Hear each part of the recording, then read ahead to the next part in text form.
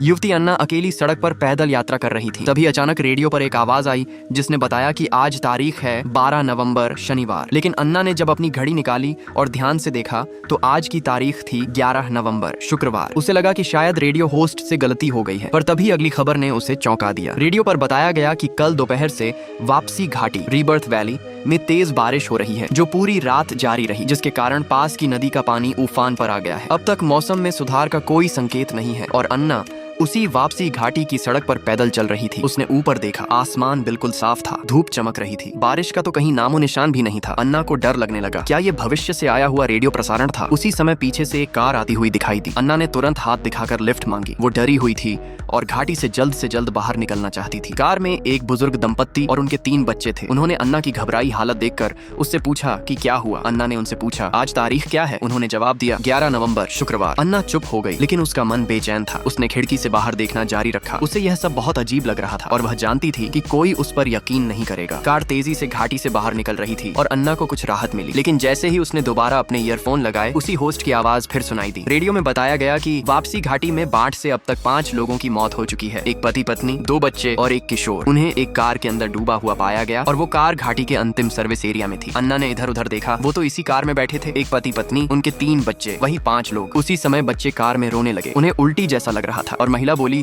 कि वह service area में थोड़ा रुकना चाहती है। अन्ना घबरा गई और चिल्ला उठी, कार रोको, अभी रोको। उसने सब कुछ बता दिया। सबने उसकी बातों पर विश्वास नहीं किया, लेकिन उसकी घबराहट देखकर आदमी ने कार रोक दी। इसी बीच दूर आसमान में काले बादल छा गए, बिजली चमकने लगी। फिर भी महिला नहीं मानी। अन्ना अकेली कार से उतर गई और वहां से चल पड़ी, पर उसे यह पता नहीं था कि जैसे ही वह गई, आसमान के काले बादल और बिजली गायब हो गई, जैसे कभी थे ही नहीं। अन्ना घाटी से बाहर निकल चुकी थी। थोड़ी देर बाद उसने फिर से रेडियो चालू किया। रेडियो पर समाचार आया, आज 12 नवंबर शनिवार की रात है। पुलिस ने आज सुबह वापसी घाटी के बाहर की सड़क पर एक लड़की की लाश पाई है। लड़की ने लाल कपड़े पहने हुए थे। शक है कि उसे किसी तेज रफ्तार कार ने टक्कर मार दी।